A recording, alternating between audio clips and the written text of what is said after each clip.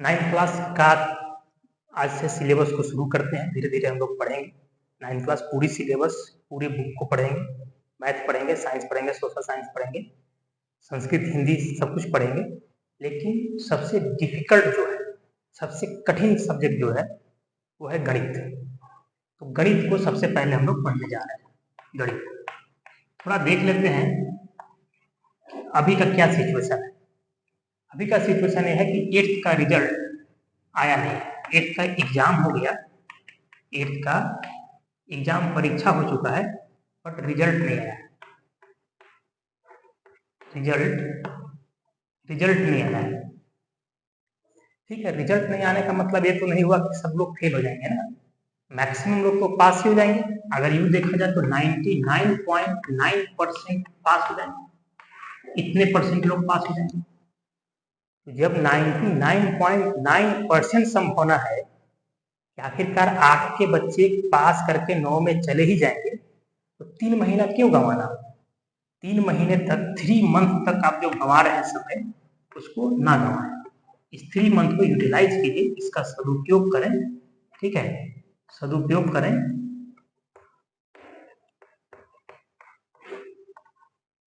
और वैसे भी अगर हम 2024 की बात करते हैं, 2024 में आपका इलेक्शन का चक्कर चल रहा है, लोकसभा का चुनाव होने वाला है, तो बाकी सारी चीजें यूं ही लेट सेशन में चलता रहेगा।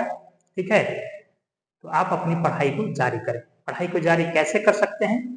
पढ़ाई को जारी आप यूट्यूब के जरिए कर सकते हैं, कोचिंग ट्यूशन के जरिए कर सकते हैं। अगर मैं कहूं कि सबसे ज्यादा कठिन सब्जेक्ट कौन सा है, सबसे ज्यादा कठिन सब्जेक्ट, अगर 9th के बच्चे से पूछो या 10th के बच्चे से पूछो, तो हर कोई का एक ही आंसर होता है, गणित, मैथमेटिक्स। आखिरकार क्यों गणित इतना डिफिकल्ट सब्जेक्ट बना हुआ है?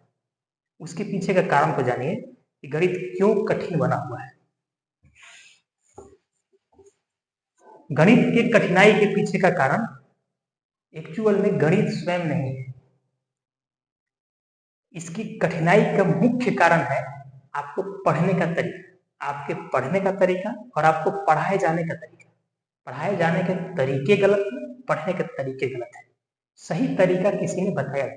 गांव के बच्चे को कभी सही तरीके से भेंट ही नहीं, भेंट नहीं होने की वजह से गणित ऐसा लगता है कि यूं ही सब बिखरा हुआ है, और उसको अधिगृहित करना, उसको मस्तिष्क में लाना एक बहुत बड़ा पहाड़ खोदने के बराबर है।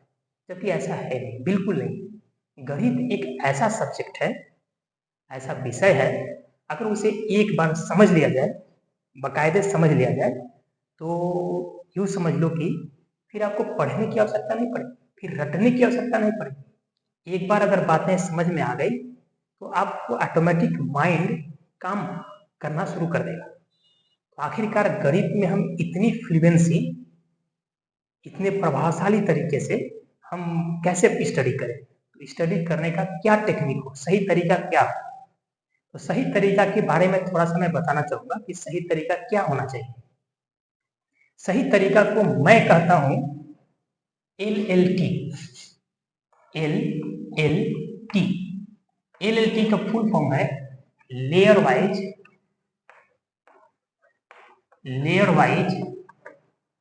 वैसे 9th वाले को अभी इंग्लिश से दिक्कत हो रहा होगा, कोई दिक्कत नहीं है, मैं इसे हिंदी में लिखूंगा। Layer wise learning technique.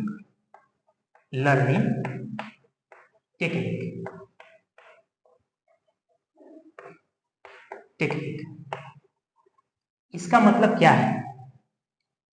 Technique का मतलब है जुगाड़ या तरीका, लर्निंग का मतलब है सीखना, और लेयर वाइज का मतलब स्तर बाय स्तर या स्टेप बाय स्टेप, स्तर बाय स्तर।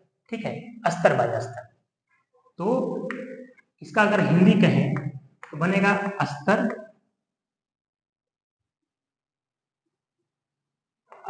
दर स्तर सीखने का तरीका, ये इसका हिंदी बना। स्तर दर स्तर का मतलब है कि कोई भी ज्ञान को अगर हमें पाना है तो पहले छोटी सी चीज को सीखें, उसके बाद उसके ऊपर की चीज को सीखें, उसके बाद और ऊपर की बातें सीखें, और ऊपर की बात सीखें, और ऊपर की बात सीखें। मतलब कि लेयर में पढ़े। फर्स्ट लेयर में कुछ सीखेंगे, सेकेंड लेयर में कुछ और चीज सीखेंगे, थर्ड लेयर में कुछ और चीज सीखेंगे, फोर्थ लेयर में कुछ और चीज सीखेंगे। ऐसे हर एक लेयर में हम लोग नया चीज सीखते चले जाएंगे।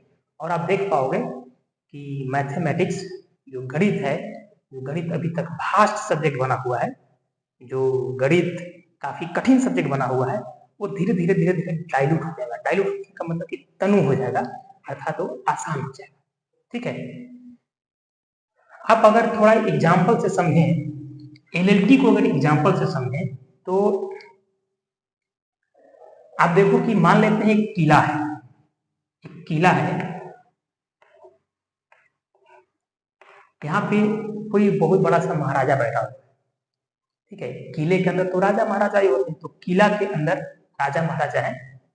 अब राजा महाराजा अगर यहाँ पे बैठा हुआ तो जाहिर सी बात है अकेले तो नहीं बैठेगा ना, उसके साथ सिपाहीगण भी रहेंगे, मंत्रीगण भी रहेंगे, तमाम और भी सुरक्षा प्रणाली रहेगी, पूरा किला बंदी किया हुआ रहेगा, चारों तरफ से बाउंड्री होगा इस तरह से। ठीक है, अगर आपको इस किले पे फतह पाना है, इस किले पे फतह पाना है, विजय हासिल करना है, और आप इसके रियासत, इसके राज्य के बाहर के व्यक्ति हो, आप यहाँ पे हो। ठीक है, आप यहाँ पे हो और यहाँ से इस राजा पे आपको विजय हासिल करना है, फतह करना है। तो क्या आप अपने 2-4 सैनिकों के साथ आएंगे, इसके महल में घुसेंगे, राजा को मार देंगे क्या? कभी संभव नहीं, आप खुद मार दिए जाओगे। राजा का जो सैनिक लोग है वो आपको मार देगा। इसके परकोटा के अंदर जैसे ही आप घुसेंगे और जैसे ही आपकी खुरफाती माइंड समझ में आएगा, उसके सिपाहीगण को आपको खुद कैद कर लेगा, मार देगा। तो आखिर अगर हम एक किले पे विजय हासिल करना चाहते हैं तो कैसे करें? देखिए, वैसे कौटिल्य ने एक नीति दिया था, हालांकि कौटिल्य अभी आपको नहीं समझ में आएगा, तो थोड़ा आसान भाषा में समझते हैं। अगर हम इस किले को जीतना चाहते हैं, इस किले को जीतना चाहते हैं, तो जाहिर सी बात है कोई और राज्य रहा होगा इधर, कोई और राज्य रहा होगा इधर, कोई और राज्य रहा होगा इधर। ठीक है, कोई दूसरे राज्य इधर भी रहे होंगे। अच्छा, मतलब कि इसके चारों ओर 4-5-6 राज्य तो होगा ही, 6 और राजा लोग होंगे। पहला राजा ये है, दूसरा राजा ये है, तीसरा राजा ये है और चौथा राजा ये है। हो सकता है कि 4 से अधिक भी हो, ठीक है, या हो सकता है 4 से कम भी हो। ठीक है, यदि आपको इस किले पे फतह पाना है, इस किले पे विजय हासिल करना है, तो पहला काम तो आपका ये होना चाहिए फर्स्ट लेयर में कि ये पहला, दूसरा, तीसरा, चौथे राजा से आप बात करें और देखें कि इन लोगों का क्या मूवमेंट है, क्या इन लोग भी इसे हराना चाहते हैं क्या, या फिर इसका दोस्त है। अगर मान लेते हैं कि पहला इसका दोस्त है, बहुत अच्छा दोस्त है, तो जाहिर सी बात है आपकी दाल तो यहाँ पे गलने वाली है ही नहीं, अब वहां से भाग ही जाओ। अदरवाइज यहाँ की मारने की बात करोगे तो पहला राजा तो मार डालेगा। हो सकता है कि दूसरा राजा इसका दुश्मन दूसरा राजा हो, तो दूसरे राजा से आप कांटेक्ट करें। तीसरा राजा हो सकता है कि दुश्मन होगा तो तीसरे से कांटेक्ट करें। चौथा राजा दुश्मन होगा तो चौथे से कांटेक्ट करें, अर्थात इसको घेरने का काम कीजिए। पहला लेयर में तो यही है, पहले स्तर में, पहले स्टेज में आपको यही काम करना है कि इस किला को घेरिए और घेर कर अधिक से अधिक आसपास की जानकारी को जुटाइए। आसपास की जानकारी को जुटाएंगे, जैसे कि इसका महल कैसा है, ठीक है, इसके परकोटा कितने मजबूत हैं, बम से उड़ेंगे, गोली से उड़ेंगे, या फिर ऐसे खुदवाना पड़ेगा। आखिर इसकी कमजोरी कहाँ पे है, अगर जिस पे हमें विजय हासिल करना है उसकी कमजोरी कहाँ पे है। कमजोरी को फाइंड आउट करना बहुत बड़ी बात है। जब आप इसकी कमजोरी को पता कर पाएंगे, इसके बाद आप अपने सैनिकों को लेकर यहाँ आएंगे, आक्रमण करेंगे और आक्रमण करके विजय हासिल कर सकते हैं। अन्यथा अगर एक ही बार आप जाओगे परकोटा के अंदर, किले बंदी के अंदर, तो जाहिर एकदम 100% श्योर कि आप मार दिए जाएंगे, आपकी मौत निश्चित है। सेम इसी लॉजिक को हम क्या करेंगे, मैथमेटिक्स में यूज करेंगे। इसी को कहते हैं लेयर वाइज लर्निंग टेक्निक। मतलब एक बार में 4 लोगों से बात किया, दूसरे बार में इन लोगों को दोस्त बनाया, दूसरा, तीसरा, चौथा, पांचवा को दोस्त बनाया, 5वें बार में संसाधन का व्यवस्था किए कि क्या जो है कि हम इसके सैनिक आएंगे तो यहाँ पे खाने पीने की व्यवस्था होगी नहीं होगी, ये सब देख लिए। 5वें लेयर में हम एक ये चर्चा कर लिए कि भाई इसकी कमजोरी कहाँ पे है, इसका गुप्तचर व्यवस्था क्या है, इसका सैनिक व्यवस्था क्या है, कितने कितने गोला बारूद इसके पास। 6ठे लेयर में कुछ और खुफिया जानकारी को जुटाए और 7वें 8वें लेयर में जाकर इस पर अटैक कर दिए।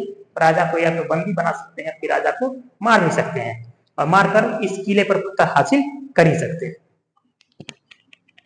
तो मेरा कहने का मतलब यह है कि यदि कोई भी सब्जेक्ट, कोई भी विषय यदि आपको डिफिकल्ट लगता है, कठिन लगता है, तो आप एक बार में उसको पढ़े ही, एक बार में पढ़ोगे तो आप डेफिनेटली फंस जाएंगे, एकदम निश्चित है कि आप फंस ही जाओगे। तो उससे बढ़िया क्या है, बढ़िया तरीका यह है कि थोड़ा थोड़ा करके स्टेप बाय स्टेप पढ़िए, थोड़ा थोड़ा करके लेयर वाइज पढ़िए। एक लेयर में कुछ पढ़े, दूसरे लेयर में कुछ पढ़े, तीसरे लेयर में कुछ पढ़े, चौथे लेयर में कुछ पढ़े, 5वें 6ठे लेयर जाते जाते तक वो चैप्टर आपके मस्तिष्क में चमकने लगेगा और बहुत आसान लगने लगेगा। लेकिन हम लोगों के साथ ऐसा नहीं है। हम लोगों के साथ सिखाया गया है कि भाई एक बार जिंदगी में अगर एक कोई टॉपिक उठाया या फिर कोई एक चैप्टर उठाया तो उस चैप्टर के बारे में जितना लिखना है, जितना पढ़ना है, सारा कुछ एक बार लिख पढ़ लो और फिर उसे कब रिकॉल करना है, एग्जाम के समय। जब एग्जाम होने वाला होगा उस समय हम लोग देखेंगे कि हाँ क्या पढ़ा था, तब आप नोटबुक में जाओगे या किताब देखोगे। रिवीजन का नाम है, ऐसा नहीं करना है।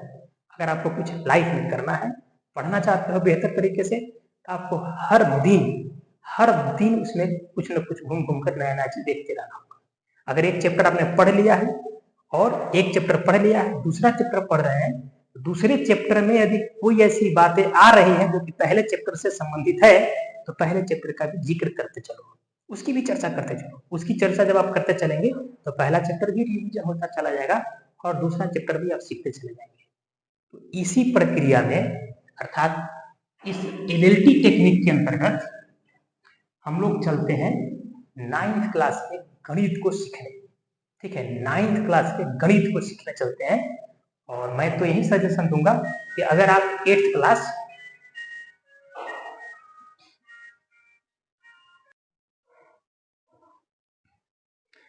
चलिए अभी इसी technique LLT means layer wise learning technique पे काम करते हुए हम लोग गणित को सीखने की कोशिश करते हैं कि क्या हम गणित को आसान कर सकते हैं या नहीं कर सकते हैं। इस चुनौती को स्वीकार करते हुए हम लोग आगे बढ़े और देखते हैं कि गणित कितने दिनों तक कठिन रहता है, बहुत दिन तक रह नहीं पाएगा।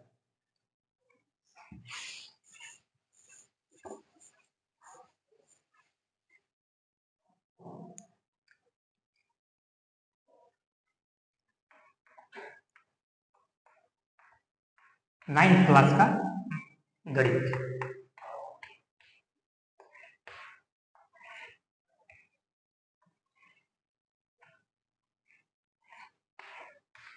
पहले लेयर में, फर्स्ट लेयर में हम किताब के जो भी सिलेबस किताब में दिए हुए हैं, जो चैप्टर का नाम दिया हुआ है, उस चैप्टर के नाम के मतलब समझेंगे, नाम का मतलब समझेंगे। इसके बाद सेकेंड डे हम क्या करेंगे, उस चैप्टर के अंदर क्या क्या मेन बातें पढ़नी है उसको देखेंगे। इसी तरह से जब थर्ड डे मैथमेटिक्स को लेकर आएंगे तो उसको और गहराई से देखेंगे कि कोई चैप्टर में कितना कुछ दिया हुआ है। 3 दिन हम लगातार सिलेबस की बात करेंगे। 3 क्लास आप सिलेबस के साथ जूझ लोगे तब कोई एक चैप्टर उठाएंगे, मान लो कि पहला चैप्टर, फिर पहला चैप्टर का डीप एनालिसिस करेंगे कि उसके अंदर क्या क्या पढ़ना है, आपको क्या क्या करना है। जब पूरी बातें समझ में आ जाए कि हाँ ये मेरा टारगेट होगा इस चैप्टर का, तब हम उस चैप्टर को पढ़ना शुरू करेंगे। तो पहले लेयर, फर्स्ट लेयर में क्या करना है, फर्स्ट लेयर चैप्टर के नाम का क्या मतलब है ये समझना है।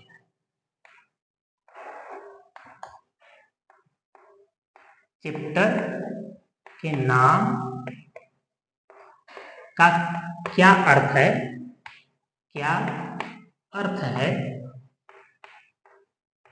ये चीज हम लोग समझने जा रहे हैं।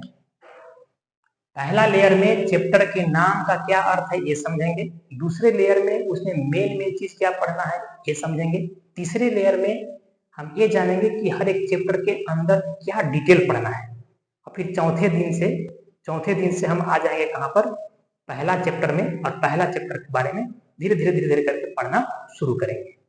ठीक है, तो चैप्टर के नाम का अर्थ अर्थात आपका सिलेबस को समझो।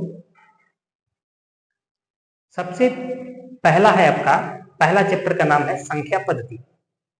पहला चैप्टर का नाम है संख्या पद्धति।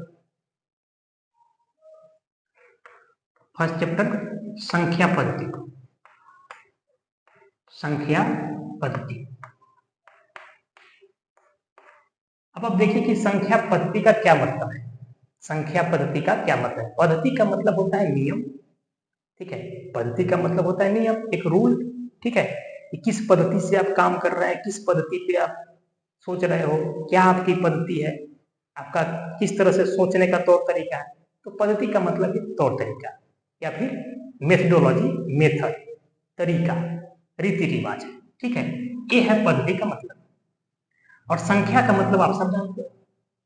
संख्या का मतलब संख्या, ये नंबर 1 2 3 4 5 ऐसे तमाम संख्या। तो संख्या पद्धति के अंतर्गत क्या आएगा कि संख्या को कितने तरीके से हम व्यक्त करते हैं, या संख्या के कितने प्रकार होते हैं, ये हम लोग को जानना है। संख्या को लिखने के जो परंपरागत तरीका है, जो तौर तरीका है, संख्या को जानने का जो तौर तरीका है, वही क्या चीज है? संख्या पद्धति। संख्या को जानने का जो तौर तरीका है वो है संख्या पद्धति, या संख्याओं को अलग अलग नाम देने का जो तौर तरीका है वो है संख्या पद्धति। ठीक है, तो यहाँ पे देखिए हम कह सकते हैं कि संख्याओं को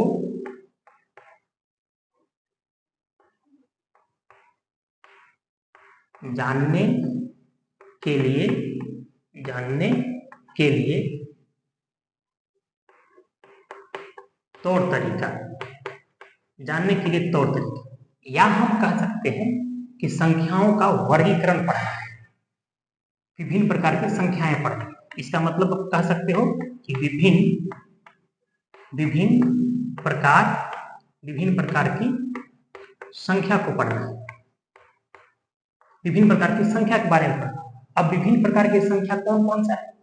तो बहुत संख्याएं आप 8 क्लास तक पढ़ चुके हैं। जैसे आपने पढ़ा है प्राकृतिक संख्या, आपने पढ़ा है पूर्ण संख्या, आपने पढ़ा है परिमेय संख्या, अपरिमेय संख्या, सम संख्या, विषम संख्या, ऐसे तमाम प्रकार की संख्या पढ़ा है। वास्तविक संख्या, अवास्तविक संख्या, तो ये सभी संख्याओं के बारे में इस संख्या पद्धति नामक चैप्टर को पढ़ना है। अब जाहिर सी बात है, अगर संख्या पद्धति में हमें ये पढ़ना है कि कितने प्रकार की संख्याएं होती हैं, उसको क्या क्या नाम देते हैं, वो नाम हमने क्यों दिया, उसका क्या गुण है, क्या उसकी क्वालिटी होती है, उसकी क्या विशेषताएं होती है, तो जाहिर सी बात है कि उसमें कुछ ना कुछ संक्रियाओं को भी पढ़ना होगा। अर्थात अगर मान लेते हैं कि परिमेय संख्या हमें पढ़ना है, परिमेय संख्या, तो परिमेय संख्या को किस तरह से हम जोड़ेंगे, घटाएंगे, ये भी हम लोगों को पढ़ना होगा। जोड़ना, घटाना, गुणा करना, भाग करना, एलसीएम वगैरह वगैरह वगैरह, तो ऐसे तमाम चीज हम लोग को पढ़ना है।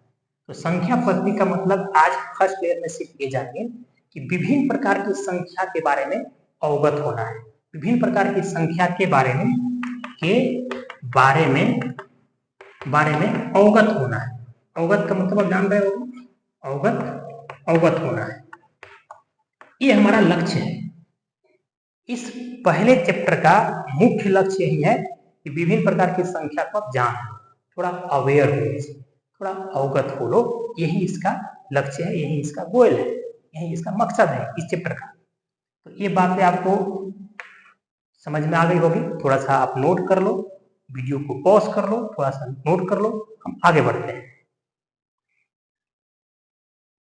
या फिर आप स्नैपशॉट ले सकते हो, स्नैपशॉट ले लो, बाद में लिख लेना।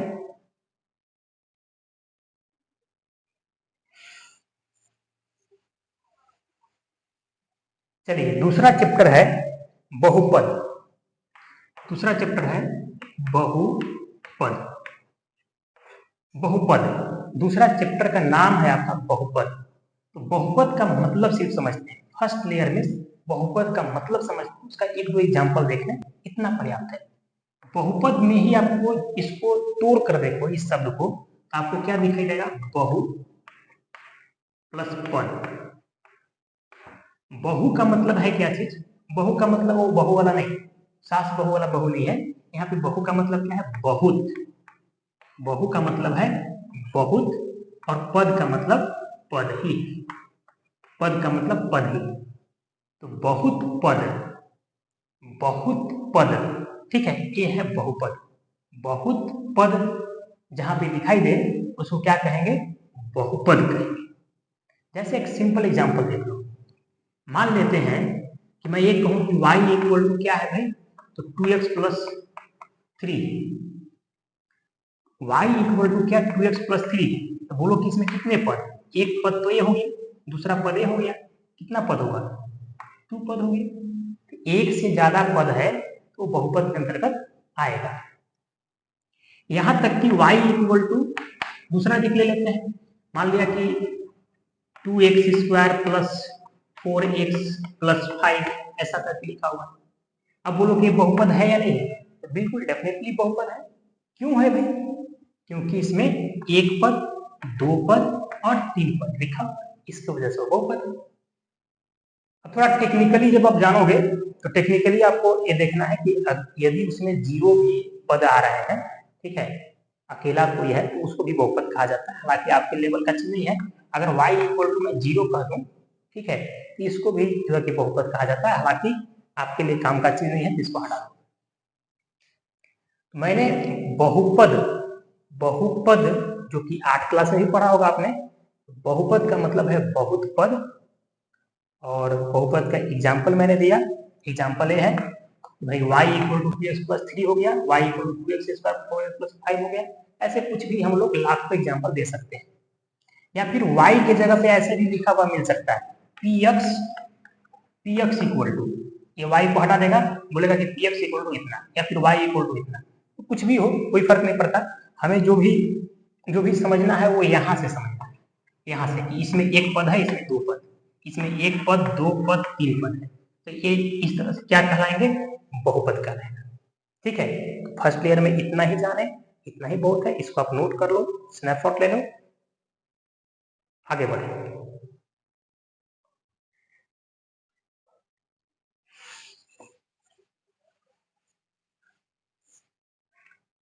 तीसरा चैप्टर है निर्देशांक ज्यामिति।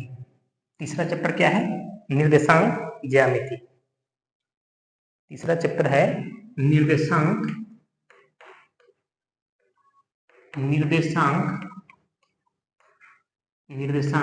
ज्यामिति।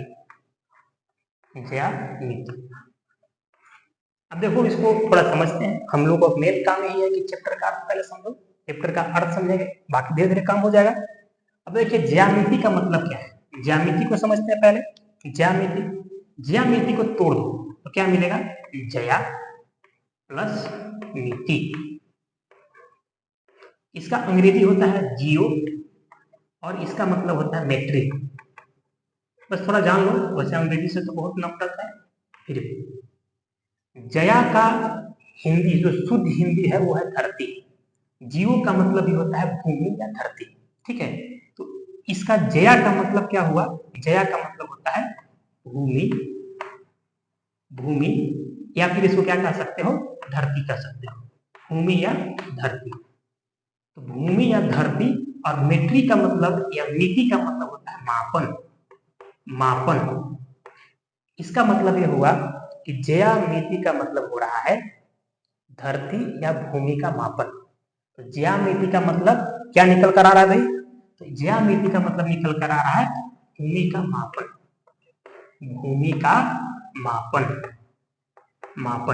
ठीक है, ज्यामिति का मतलब क्या है, भूमि का मापन। इसका क्या मतलब है, निर्देशांक, इसको भी तोड़ो तो समझ में आएगा। निर्देश प्लस अंक, इसका मतलब है निर्देश प्लस अंक।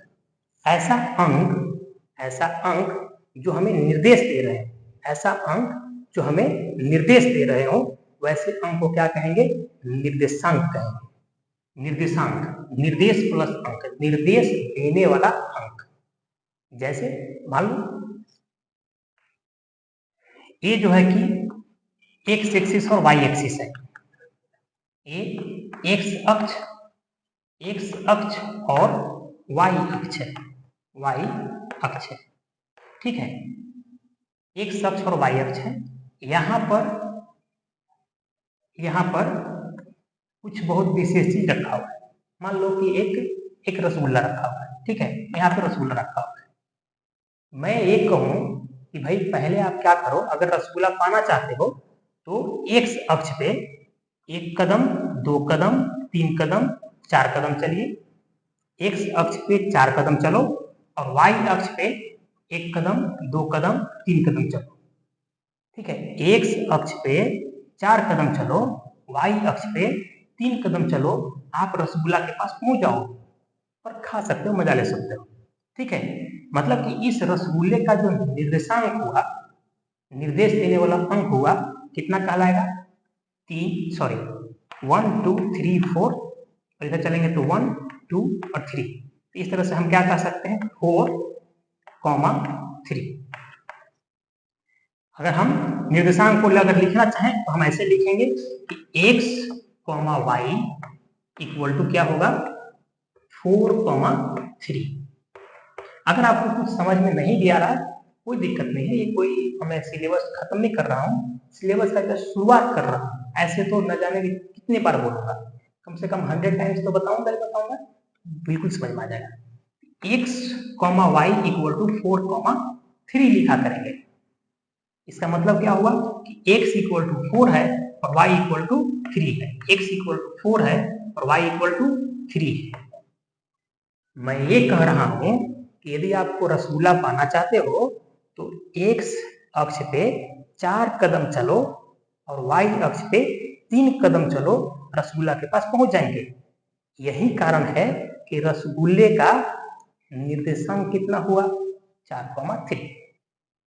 अब आप देखते हैं कि अगर निर्देशांक ज्यामिति में हमको ये चीज पढ़ना है, जाहिर सी बात है इसी तरह का कुछ और भी बहुत कुछ पढ़ना होगा। तो देखेंगे यार, नेक्स्ट डे देखेंगे क्या फर्क पड़ता है। अगर इसकी कहानी देखें कि ये निर्देशांक ज्यामिति कहाँ से पैदा हुआ है, बहुत इंटरेस्टिंग कहानी है, अगले दिन इसको समझाएंगे, ठीक है। किस तरह से मेसोपोटामिया, यूनान, मिस्र में जो है कि बाढ़ आता था, बाढ़ आने की वजह से वहां पे खेत की जो आरी होता है, क्यारियों का जो आरी होता है, वो सब पाट देता था नदी, ठीक है। और फिर खेत के लिए, अपने मेढ़ के लिए जो आरी बांधते हैं उसके लिए झगड़ा करते थे लोग, और उसी झगड़ा को निपटाने के लिए एक नया मैथमेटिक्स का जन्म हुआ, उसी को क्या कहते हैं? निर्देशांक ज्यामिति। इसीलिए ज्यामिति का मतलब क्या हो रहा है? भूमि का मापन, ठीक है। भूमि का मापन वहीं से निकल कर है, मेसोपोटामिया से, मिस्र से, यूनान से, तो लगभग सभी सभ्यता से। हमारे हालांकि यहाँ पे अपना सिंधु घाटी सभ्यता, मोहनजोदाड़ो का नाम सुना होगा, तो मोहनजोदाड़ो से भी ये सब बातें हो रही थी। हालांकि ज्यादा डेवलपमेंट मिस्र में हुआ, मिस्र में, अफ्रीका में। ये था हम लोग का क्या? निर्देशांक ज्यामिति, निर्देश देने वाला अंक। और ज्यामिति का मतलब क्या है? ज्यामिति का मतलब है भूमि का मापन, ठीक है। इसमें खास करके एक्स एक्सिस और वाई एक्सिस ही पढ़ना होगा, इसी के साथ साथ हम लोग बहुत कुछ काम करेंगे। इसका भी आप स्क्रीनशॉट लो या फिर कॉपी करो, आगे बढ़े। नेक्स्ट है दो चर वाले रैखिक समीकरण। फोर्थ चैप्टर का नाम है दो चर वाले, फोर्थ चैप्टर दो चर वाले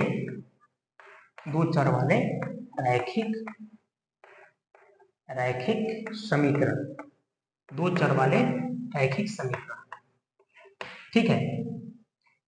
अब एक एक चीज का मतलब समझते हैं कि क्या कह रहा है। दो चर वाले रैखिक समीकरण क्या है, समीकरण का मतलब क्या है, रैखिक का मतलब, चर का मतलब क्या है, ये सब हम लोग सीखेंगे। समीकरण का मतलब समी, इसको तोड़ो तो आपको दिखेगा सम प्लस कर्ण। सम का मतलब होता है बराबर, और कर्ण का मतलब होता है करना। ठीक है, इसका मतलब है, इसका मतलब है, करण का मतलब। तो समीकरण का मतलब होता है बराबर करना या बराबर किया हुआ। इसका क्लियर कट में मीनिंग ये निकल कर आएगा कि जहां कहीं भी आपको इक्वल का साइन दिखाई दे, जहां कहीं भी इक्वल का साइन दिखाई दे, इसको आप क्या कह सकते हो, समीकरण कह सकते हो। जैसे मान लेते हैं, कुछ ले लो, 2x plus 3 equal to 0, 2x plus 3 equal to 0, तो ये क्या है, इक्वल का साइन दिख रहा है ना, तो ये समीकरण है। 2x प्लस 3 इक्वल टू 0 लिखा हुआ है, इक्वल टू का साइन है, उसको क्या कहेंगे, समीकरण है। अगर सामान्य भाषा की बात करें तो y इक्वल टू एक्स कहें या एक्स स्क्वायर प्लस 2 कहें, इससे भी समीकरण कहा जा सकता है, हालांकि थोड़ा दिक्कत आएगा। तो फिलहाल आप इतना जानिए कि अगर इक्वल टू का साइन है, इक्वल टू का साइन है, बराबर का साइन है, तो उसे हम समीकरण कहें। तो समीकरण का मतलब समझ में आ गया कि बराबर किया हुआ या बराबर का साइन। रैखिक का क्या मतलब है, रैखिक, रैखिक, रैखिक का मतलब है रेखा, एक ही रेखा। यहां रैखिक का मतलब है जो भी चर राशि है उसका पावर, उसका घात 1, ठीक है, उसका घात 1। जैसे आप देख लो कि एक हमने समीकरण यहाँ पे लिखा 2x प्लस 3 इक्वल टू 0, और मान लेते हैं कि इसको हम लिखे x square plus 2 equal to 0। दोनों समीकरण है, बेशक दोनों समीकरण है, इसमें कोई डाउट नहीं है, लेकिन आप देख पा रहे हैं कि इसमें x जो चर राशि है, चर राशि, चर के घात कितना दिया हुआ है, कुछ भी नहीं दिया हुआ है। और जब कुछ भी नहीं दिया हुआ है, इसका मतलब क्या हुआ, यहाँ पे 1 लिखा हुआ है, और यहाँ पे चर राशि का घात कितना दिया हुआ है, यहाँ पर 2 दिया हुआ है, इसका मतलब घात कितना है, 2 ही है, ठीक है, 2 दिया हुआ तो 2 ही है। अब देखो रैखिक का मतलब समझ जाएंगे कि रैखिक का मतलब ये है कि ऐसा समीकरण जिसमें चर राशि का घात 1 हो, चर राशि का घात 1 हो, वही चीज है रैखिक समीकरण। तो ऐसा रैखिक का मतलब है घात 1, घात 1। तो रैखिक समीकरण, अब देखो ये चीज रैखिक समीकरण है, ये रैखिक समीकरण है, यहाँ पे मैं कर देता हूं, ये रैखिक, रैखिक समीकरण है, ये रैखिक समीकरण है, बट ये रैखिक समीकरण है क्या, नहीं, ये रैखिक समीकरण है, ये रैखिक समीकरण नहीं है, ये रैखिक समीकरण, रैखिक समीकरण, रैखिक समीकरण नहीं है, रैखिक समीकरण नहीं है, ये रैखिक समीकरण नहीं है, इसको जान लो, ये रैखिक समीकरण नहीं है। लेकिन ये रैखिक समीकरण है कि नहीं, तो हाँ है। क्यों है, क्योंकि इसमें चर के पावर, चर के घात 1 लिखा हुआ है, जबकि इसमें चर के घात 2 लिखा हुआ है। जब जब 1 लिखा हुआ रहेगा तो उसको रैखिक कहेंगे, और जब 2 लिखा रहेगा, 3 लिखा हुआ रहेगा, 4 लिखा हुआ रहेगा, तो उसको हम रैखिक नहीं कह सकते, ठीक है। तो ये कैसा समीकरण है, इसका आंसर आएगा द्विघात समीकरण है, 3 घात समीकरण, 4 घात समीकरण, 5 घात समीकरण, वो सब लोग आगे क्लास में देखेंगे। यहाँ पर सिर्फ रैखिक समीकरण का जिक्र करना है, चर्चा करना है।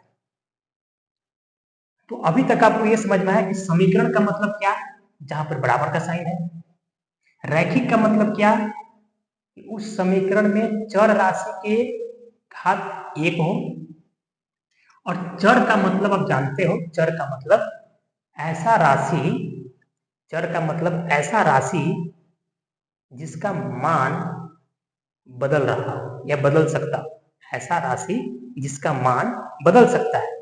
जैसे कि मान लेते हैं x, जैसे x, जैसे y, जैसे z, इन लोगों का मान बदल सकता है। x का मान आप कुछ भी मान सकते हो, y का मान कुछ भी मान सकते हो, z का मान कुछ भी मान सकते हो, ठीक है। तो ऐसा राशि, ऐसा राशि या ऐसा संख्या, ठीक है, जिसका मान बदल सकता है, वो चर राशि कहलाती है। चर राशि है क्या चीज, तो ऐसी, ऐसी संख्या, ऐसी संख्या या फिर इसको राशि कहो तो ज्यादा अच्छा है, ऐसी राशि जिसका, जिसका मान, जिसका मान बदल सकता है, बदल सकता है, बदल सकता है, इसको क्या कहेंगे? चर राशि कहेंगे। ऐसी संख्या या राशि, राशि कहना ज्यादा अच्छा है, ऐसी राशि जिसका मान बदल सकता है या बदलता रहता है, उसे क्या कहेंगे भाई? उसे कहेंगे चर राशि, उसे कहेंगे चर राशि। एक चर राशि। तो क्या चर राशि अगर है तो क्या अचर राशि भी होता है क्या?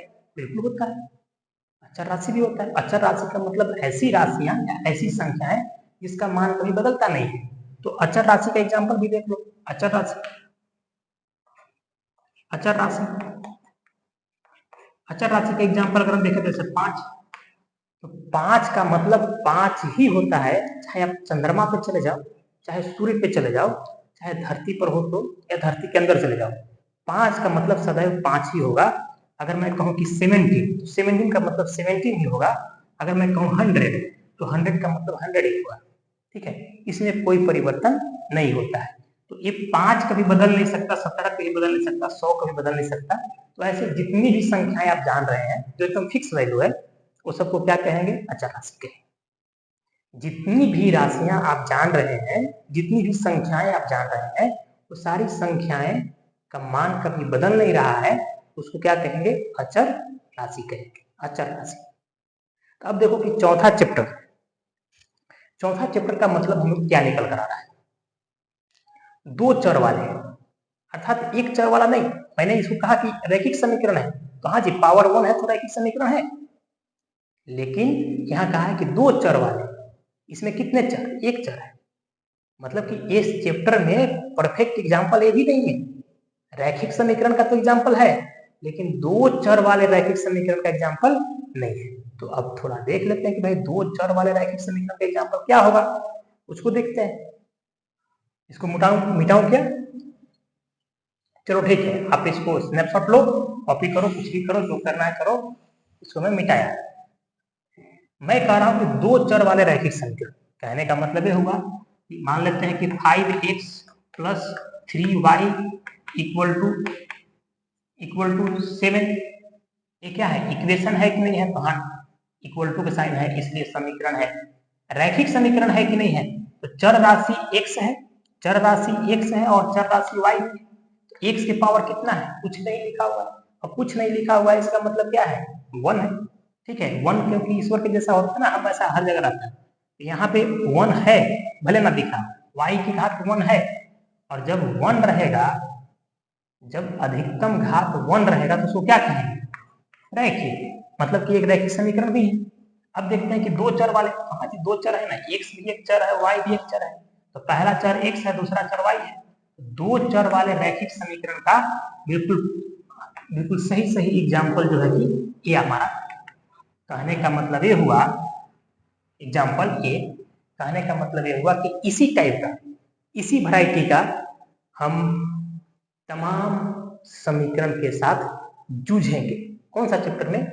चैप्टर नंबर 4, जिसका नाम है दो चर वाले रैखिक समीकरण। दो चर वाले रैखिक समीकरण के अंतर्गत हम क्या जूझने वाले हैं, क्या गेम करेंगे?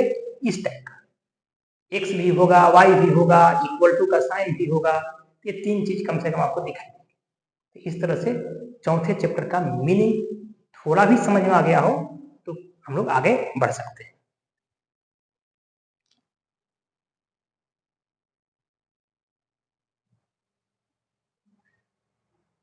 आगे बढ़ते हैं चैप्टर नंबर 5।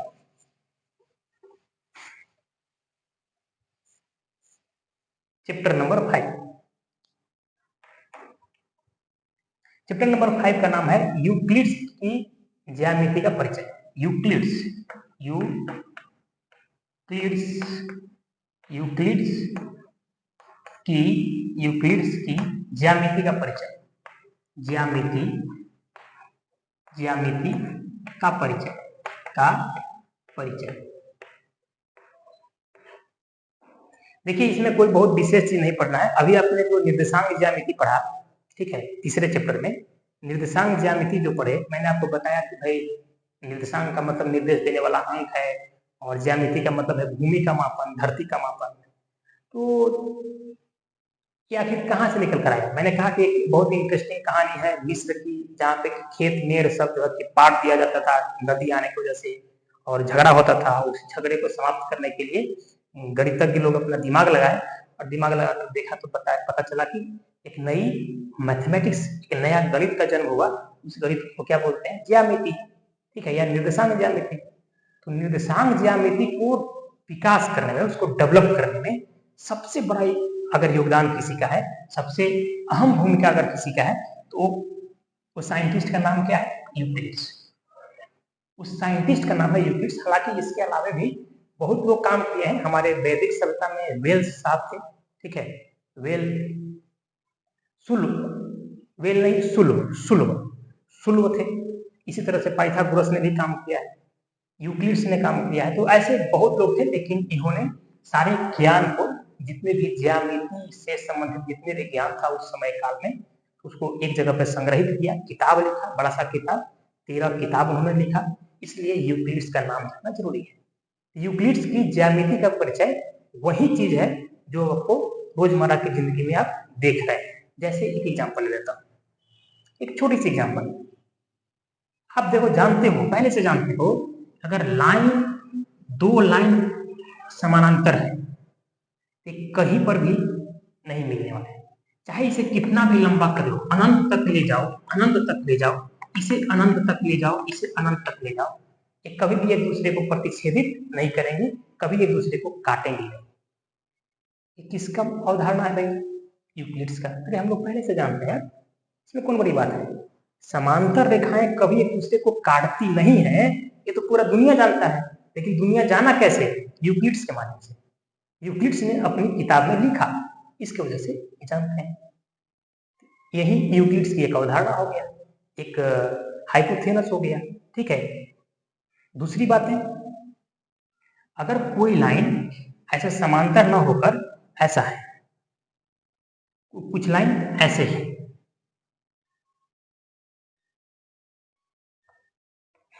ऐसे है, ऐसे समांतर नहीं, ये दोनों लाइन समांतर नहीं है। भले अभी हमको दिखाई दे रहा है कि ये एक दूसरे को कट नहीं कर रहे हैं, एक दूसरे को प्रतिच्छेदित नहीं कर रहे हैं, लेकिन अगर समांतर नहीं है तो 100% श्योर कि इसे अगर हम आगे बढ़ाएंगे तो कहीं ना कहीं ये काटेगा। जैसे इसको बढ़ा लो, इसको बढ़ा लो, ऐसे बढ़ा दिया, और इसको जब आप बढ़ाओगे तो ये जाकर यहाँ पे कट कर देगा। देखो, ये यहाँ पे कट कर रहा है।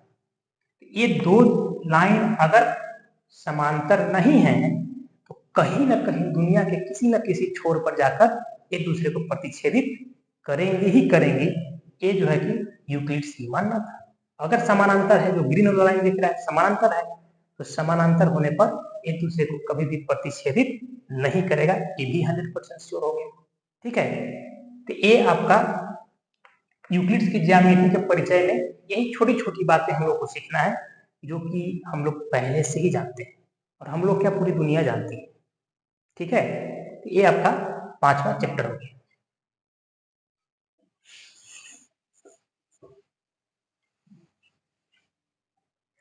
छठे चैप्टर की बात करें, छठा चैप्टर बोलता है रेखाएं और कोण। छठा चैप्टर बोलता है रेखाएं एवं कोण।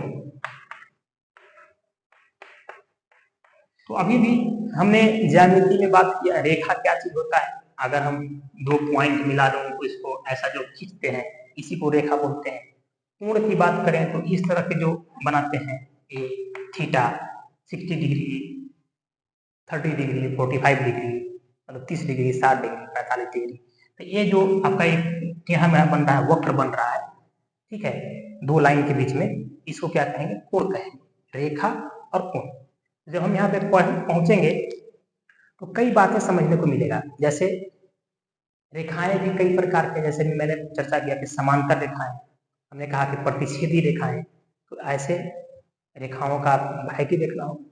कोण का भी कई प्रकार होते हैं, ठीक है। कोण आसन कोण हो गया, एकांतर कोण हो गया। तो ऐसे छोटे छोटे डिफिनेशन यहाँ पे हम लोग को सीखने को मिलेगा। रेखा और कोण, रेखा और कोण, रेखा के कई प्रकार, कोण का कई प्रकार, न्यून कोण होता है, अधिक कोण होता है, सम कोण होता है। तो वो सभी कोण हम लोग यहाँ पे पढ़ने वाले हैं। कौन सा चैप्टर में? चैप्टर नंबर 6, जिसका नाम है रेखाएं तथा कोण।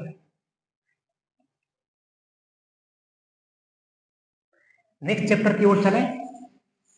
Chapter number 7। चैप्टर नंबर 7 बोलता है त्रिभुज। त्रिभुज त्रिभुज अब आप देख लो कि त्रिभुज, त्रिभुज का मतलब क्या हुआ?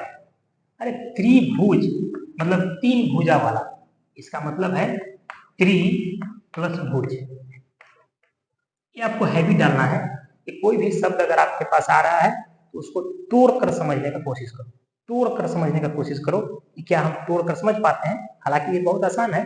तो त्रि का मतलब क्या हुआ?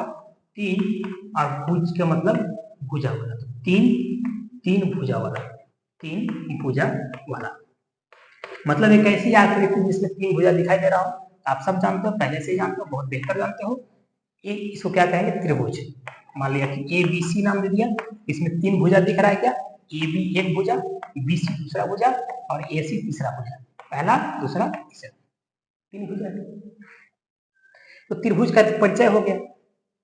अब त्रिभुज की भी तो कुछ ना कुछ गुण रहा होगा ना, जैसे सर्वांगसम, सर्वांगसम कॉन्ग्रुएंट, मतलब एक त्रिभुज दूसरे के ऊपर एकदम पूरा का पूरा अगर एक दूसरे के ऊपर दोहरा जाए और पता न चले। जैसे कि आपके घर में प्लेट रहते हैं, दो प्लेट कभी कभी आप किसी मेहमान को दे देते हो, तो उसका मतलब क्या हुआ? वो सर्वांगसम है। आपका प्लेट जो है सर्वांगसम। कभी कभी आप देखते होंगे कि दो गिलास दे देते हैं अपने मेहमान को, दो चम्मच दे देते हैं अपने मेहमान को, तो ये सब क्या है? सर्वांगसम है। तो इसी तरह से त्रिभुज में भी सर्वांगसमता होती है, मतलब कि एकदम हूबहू एक जैसा है, और ऊपर से जब हम देखते हैं तो हमें पता ही नहीं चलता है कि एक है या दो है। तो जब ऐसी स्थिति आ जाए कि एक है या दो है या तीन है, जब हम ये समझ ही ना पाए, तो उस स्थिति को क्या कहते हैं? सर्वांगसम। क्या कहते हैं? सर्वांगसम। सर्वांगसम, सर्व अंग सम। सर्वांगसम का मतलब क्या है? सर्व मतलब सभी, अंग अंग और सम मतलब कि सभी अंग जो है ये बराबर है, सभी अंग बराबर है। मतलब अगर हम दो त्रिभुज की बात कर रहे हैं तो दो त्रिभुज के सभी अंग एक दूसरे से बराबर हो रहे हैं, तो उसको क्या कहेंगे? सर्वांगसम। सर्व अंग सम, सभी अंग बराबर। तो ये हम लोगों को मेन इसमें पढ़ना है। इसके अलावा भी त्रिभुज के और भी जो गुण रहेंगे, ठीक है, उस गुण को हम लोग यहाँ पे देखेंगे, गुणधर्म को देखेंगे, विशेषताओं को देखेंगे, कुछ कसौटियों को देखेंगे कि हाँ ठीक है त्रिभुज कब कैसा वाला त्रिभुज बनने वाला है। तो ये हमारा 7वां चैप्टर का बात था। ठीक है,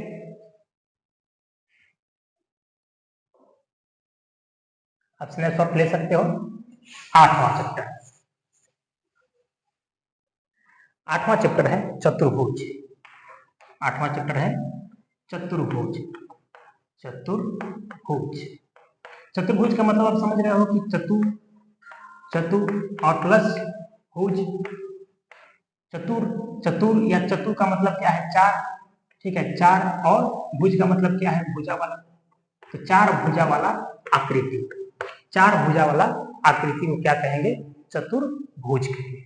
अब चतुर्भुज में भी वही सारी बातें, वही त्रिभुज के लिए जो कुछ पढ़े वहां, जैसे कुछ कहे कि भाई त्रिभुज का कितने प्रकार, वैसे यहाँ पर भी चतुर्भुज का कितने प्रकार। ठीक है, सर्वांग समता का कॉन्सेप्ट तो हालांकि यहाँ पे नहीं है, लेकिन फिर भी कुछ कुछ गुण धर्म के बारे में हम लोग जानेंगे। चतुर्भुज जैसे वर्ग होता है, आयत होता है, समलम होता है, समांतर चतुर्भुज होता है, ये सब मतलब कि थोड़ा थोड़ा वैरायटी हम लोग यहाँ पे देखने को मिलेगा, अलग अलग प्रकार के चतुर्भुज देखने को मिलेगा। और हर एक प्रकार के चतुर्भुज का कुछ ना कुछ अपना गुण होता है। ठीक है, तो वो सब भी हम लोग यहाँ पे डिस्कस करने वाले हैं। 9th चैप्टर आपका कहता है वृत्त। वृत्त, तो वृत्त का मतलब आप जानते हैं, जो गोला अगर ऐसा खींच दिया तो इसको क्या कहेंगे? वृत्त कहेंगे। तो वृत्त कैसे खींचा जा सकता है, तो हम इसमें चर्चा करेंगे कि भाई एक सेंटर ले लो, एक केंद्र ले लो, और कोई भी त्रिज्या ले लो, एक रस्सी बांध दो, ऐसे यहाँ पे कील गाड़ दो, और इसे जो है कि एक रस्सी से बांध दो, और इस रस्सी से बांध कर इसको ऐसे घुमाइए, ऐसे, तो एक वृत्त बन जाएगा। तो इस तरह की जो भी संरचना बनेगी उसको क्या कहेंगे? वृत्त कहेंगे। अब वृत्त में तमाम चीजें हैं, जैसे जीवा है, त्रिज्यखंड है, वृत्तखंड है, तो ये सब बातें हम वृत्त नामक चैप्टर में पढ़ेंगे, जो कि आपका 9वां चैप्टर है।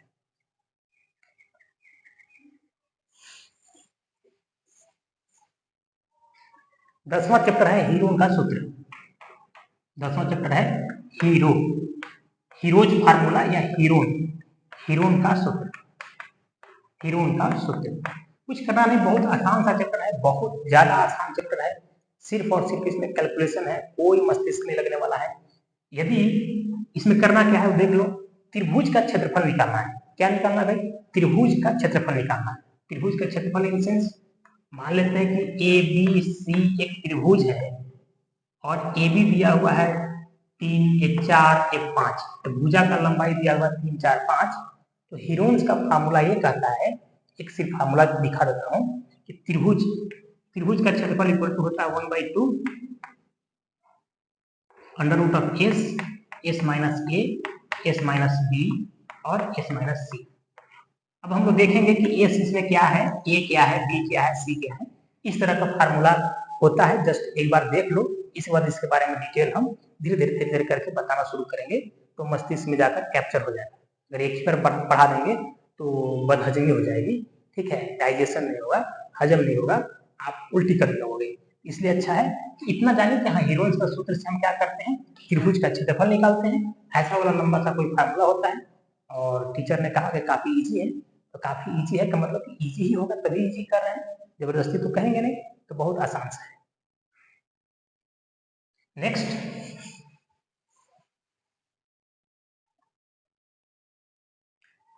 है 11 चैप्टर का नाम है पृष्ठीय क्षेत्रफल और आयतन।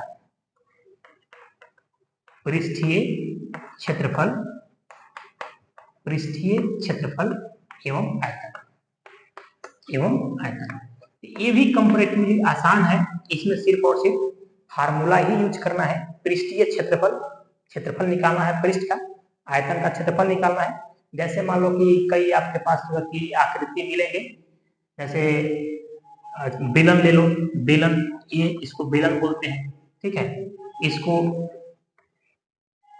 लंब पिरामिड बोलते हैं, इसको गोला बोलते हैं। ये वृत्त नहीं है भाई, गोला है पूरा फुटबॉल के जैसा, ठीक है। इसको जो है कि इसको यहां से ऐसे काट दिए और यहां काट कर इसको अलग कर दिए, काट कर इसको अलग कर दिए हैं, इसको छिन्नक कहेंगे। और कुछ ऐसा कटोरा टाइप का रहेगा ऐसा, इसको अर्धगोला कहेंगे, ठीक है। तो ये सब फिगर के साथ हम लोग को जूझना है, बहुत कंपैरेटिवली आसान है। फार्मूला भी याद करने की आवश्यकता नहीं होती है। अगर आप फार्मूला को समझ जाओ तो बहुत आसानी से पृष्ठीय क्षेत्रफल भी निकाल सकते हो और आयतन भी निकाल सकते हो। कोई बहुत बड़ी चीज नहीं है, काफी आसान सा चीज है, ठीक है। आगे बढ़ते हैं, चैप्टर नंबर 12, चैप्टर नंबर 12 कहता है सांख्यिकी, जो कि आपका लास्ट है। सांख्यिकी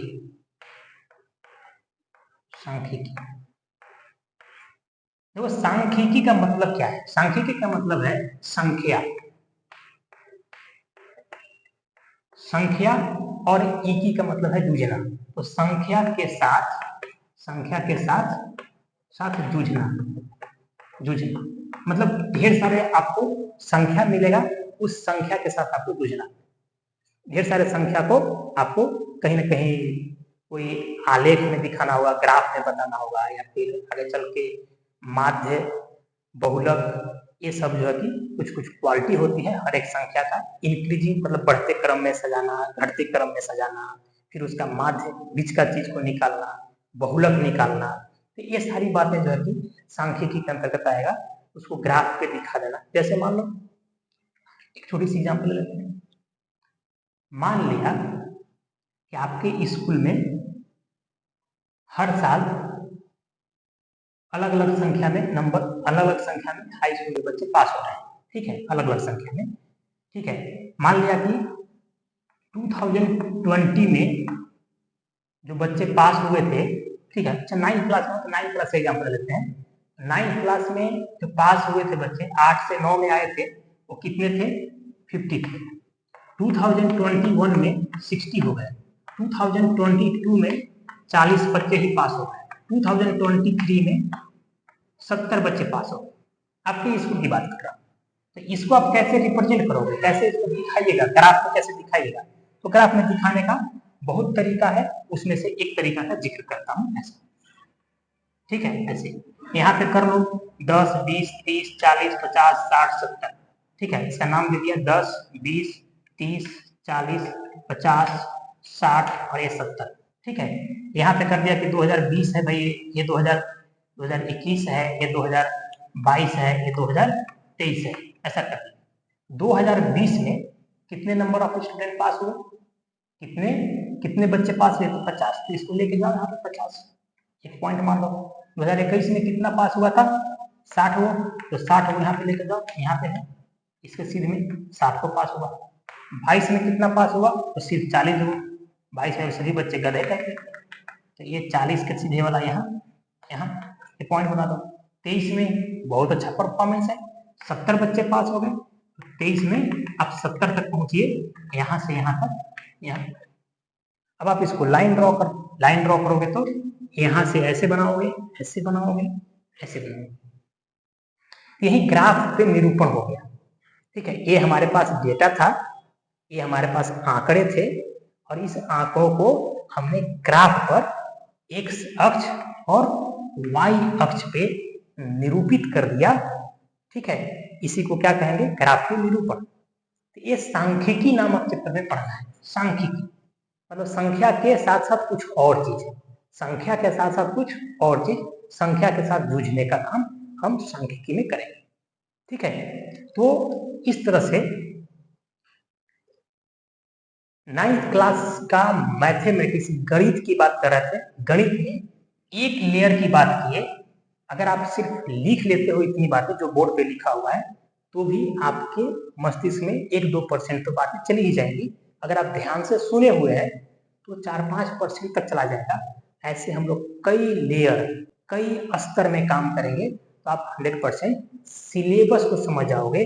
हर एक चैप्टर से आप अवगत हो जाएंगे, और जब हर एक चैप्टर से अवगत होकर जब आप चैप्टर पढ़ोगे तो आपको ज्यादा समझ में आएगा, और बार बार नहीं 1000 बार जब आप पढ़ोगे तो जाहिर सी बात है गणित इजी लगने ही लगेंगे।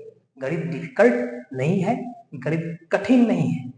गणित को लोगों ने कठिन बना दिया, पढ़ाने वालों ने कठिन बना दिया। या तो पढ़ाते ही नहीं है, या पढ़ाएंगे तो जिंदगी में कोई एक चीज बताना हो तो एक बार बताया, बस इसके बाद हो गया। तो एक बार कोई भी चीज आप सुनोगे तो परेशान करता है। तो आप वीडियो के माध्यम से अगर आप कंटिन्यू बनना चाहते हैं तो चैनल को सब्सक्राइब कर लीजिए, लाइक कीजिए, कमेंट कीजिए, ठीक है। एकदम बिल्कुल दमदार तरीके से लाइक ठोको, ठीक है। कमेंट करो, जो भी डाउट आ रहा है उसको कमेंट मारो, उसके साथ साथ सब्सक्राइब मार लो, और कंटिन्यू बने रहिए। हर एक वीडियो में आप बने रहें। ऐसा नहीं कि एक वीडियो छोड़ दिए तो कोई और वीडियो देखना शुरू कर दिए, जी नहीं। अगर आप एक के बाद दूसरा, दूसरा के बाद तीसरा, ऐसे अगर क्रमबद्ध तरीके से आप पढ़ते हैं, क्रमबद्ध तरीके से रोज हमारी बातों को सुनते हैं, तो मैं जो सोचता हूँ आपको 20-30 दिन में गणित आपको इजी लगने लगेगा। गणित सीख नहीं जाओगे, 30 दिन में आप पूरे गणित सीख नहीं जाएंगे, लेकिन आपको आसान लगने लगेगा। 1 महीने के अंतर्गत, 20 से 30 दिन के अंतर्गत आपको गणित आसान लगने लगेगा कि हाँ, गणित भी हम समझ सकते हैं, हमारे औकात का चीज है, ठीक है। तो आज के लिए बस।